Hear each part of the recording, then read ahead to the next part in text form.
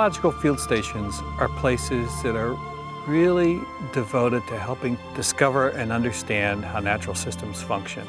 You can conduct research somewhat isolated from other confounding factors, which today is becoming harder and harder to do. It's a semi-wild place. It shows you the reality, so you work on real-time systems. Where people from the community can come and learn about the world that they live in and the science behind it. I think of a biological reserve as something like an owner's manual for planet Earth. We're facing a future where we have an increasing need to understand and manage and steward the world's ecosystems. But unless we have a detailed understanding of the way ecosystems work, the factors that control biological diversity, and the role of human actions, we really can't do the job that we need to do. Jasper is located in an area that we typically refer to as the urban-wildland interface. And so there's this sense of interrelatedness that is present all the time in what we do here and is emblematic of what we need to do on a much larger scale. Because it is so important a place for the serious long-term study of biological phenomena, environmental phenomena, and one that works hand in glove with the traditional centers of instruction, classroom teaching, formal laboratories, large faculties on the main campus. Jasper Ridge is just a unique facility that advances not only our knowledge of the issues here on Stanford property, but our knowledge of how systems like this work all over the planet.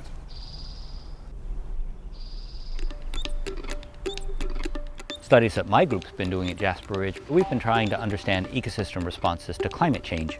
For more than 20 years now, we've been artificially manipulating the climate to see what that does for ecosystems, for the species composition, for the nutrient and water cycles, and for interactions between different parts of the ecosystem. Now, probably the most consistent and the most striking result is that it takes a long time for the most important responses to emerge. We don't see them in a week, we don't see them in a year, and for some things we haven't seen them in 5 years.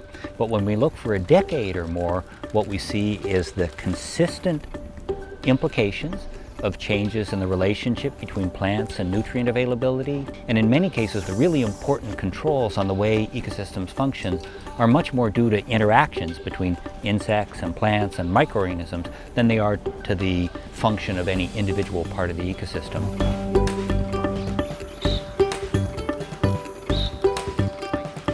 We want to understand how different organisms of different species depend on one another. So in this case, we have flowering plants, the mimulus plants. Common name is sticky monkey flower.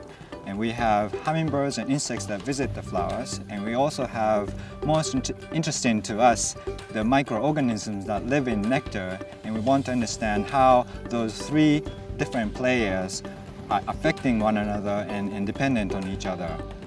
These microorganisms in nectar, bacteria and yeast, they hitchhike on hummingbirds and sometimes bees and other insects that visit flowers, and they move from flower to flower.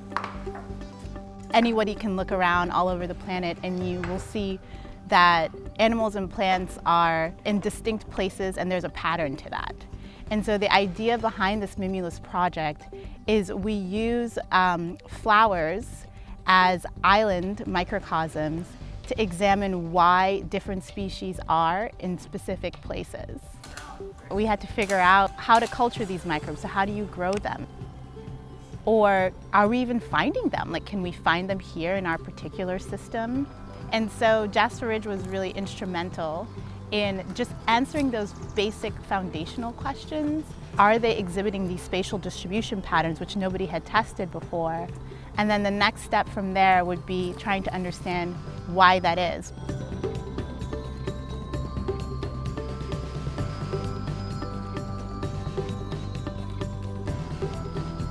We use this Mimulus plant project as a basis for students to experience what the research is like. So they come here almost every week and they take field measurements, and we ask them to come up with their own research questions within this general framework of Mimulus project. There are other numerous species. By having Jasper Ridge be a part of the Stanford experience, hopefully for every student, we can help establish a world in which people accept responsibility, they understand the opportunities, and they really think deeply about the consequences of the interactions between humans and nature.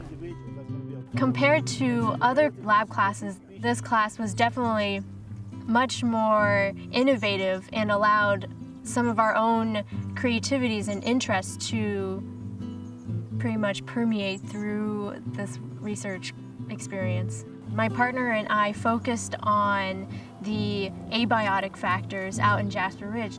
If a plant gets this amount of light or lives in this sort of temperature, well, what's the microbial community like in the nectar of those plants? They will understand that science is really a trial and error process, and it's okay to have failure sometimes to get a good success in the end. And so we were fortunate to receive this award given by the journal Science, a science prize for inquiry-based instruction.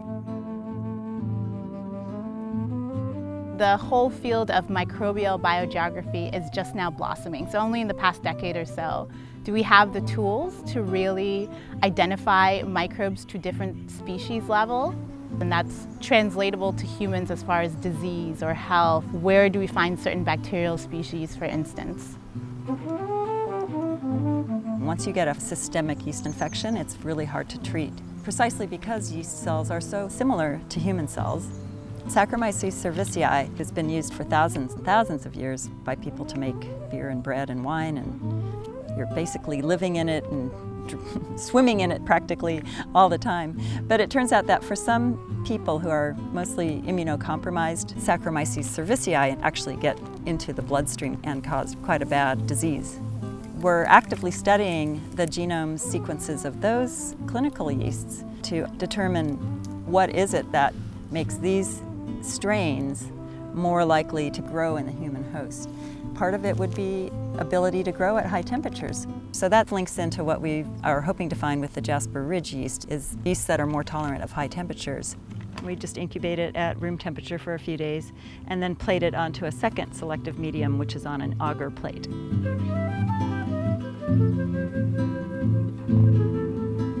Jasper Ridge is important because it connects that strong bridge between scientific community and the explorer in each of us, I guess you could say. They really tried to mesh it in with the local community. So I would take field trips here of students from my school, many English as a second language students, with Stanford students who were docents here. Jasper Ridge has over the years benefited tremendously from the commitment and enthusiasm of a large group of volunteers who've done everything from help share Jasper Ridge through tours to building a wonderful herbarium and library. We really depend on the volunteers to make Jasper Ridge a great place, but we feel like it's a wonderful opportunity for them to share in a resource that's precious to us. This is the other Tafoni Formation, and it's pretty spectacular. It's like a weight-bearing beam that's about to crack. I'm on a committee that helps Jasper Ridge communicate with the general public. When we were shown the video of a cougar as it very regally and magisterially walked in front of the lens, we had an obligation to tell the general public that we had this and to accompany that announcement with an appropriate set of warnings to people that they should behave themselves, observe certain rules, so that everybody was aware.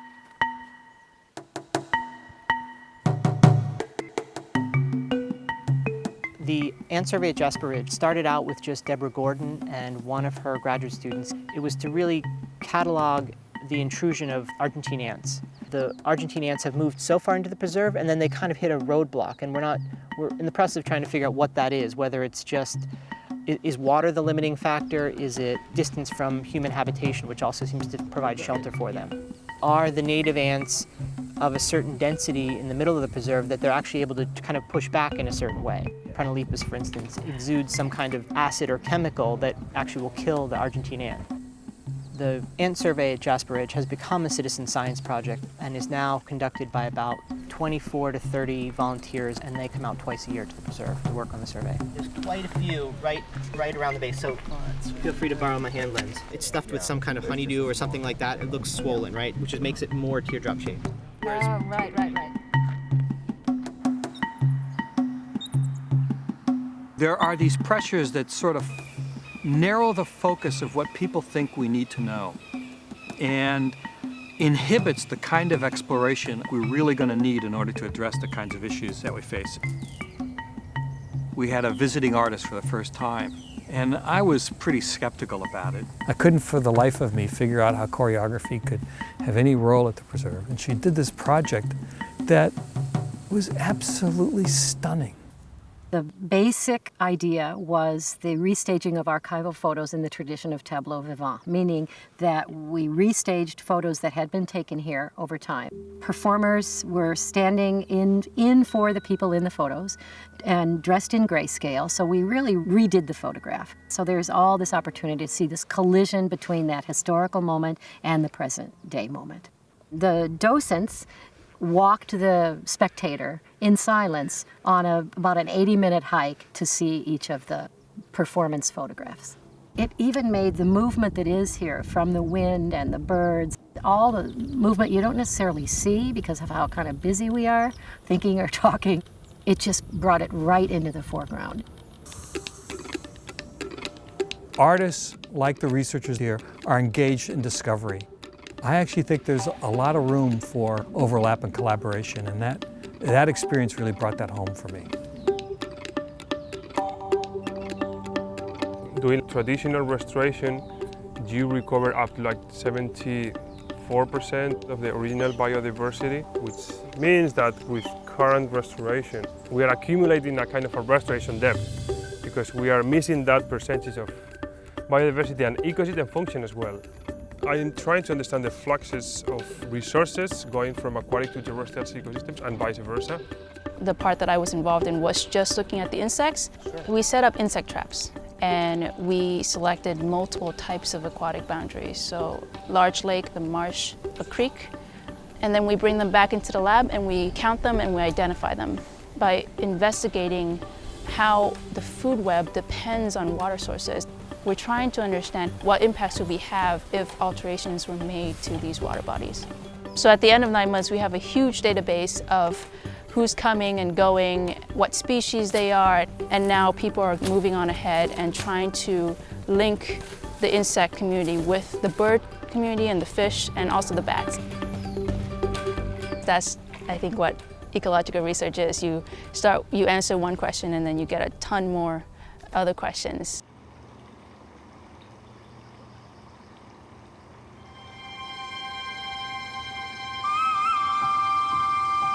Just the natural beauty and the historical stillness and persistence, you might say, of this place and what it represents is very important to me personally. There's still so much unexplored here, and it's being held under such great stewardship that it's liable to be a resource for discovering new things for the next 40 years and longer. There's this incredibly passionate community up here of people who are devoted not just to this preserve, but to nature and even more than that, the study of nature. And that's an incredible gift to be a part of. I hope for the future for Jasper Ridge that it continues to expose as many people as possible to not only the beauty of Jasper Ridge, but also the unknown mysteries that are hidden in this preserve. It provides a unique opportunity to really ask important and profound questions about humans, how humans are going to live and interact with their natural surroundings and the systems in which we depend. We spent 40 years at Jasper Ridge and 100 years in ecological research understanding the way ecosystems work. For the future, the real challenge is not just to understand how ecosystems work, but to understand how to use that in order to provide more sustainable ecosystem services moving into the next century.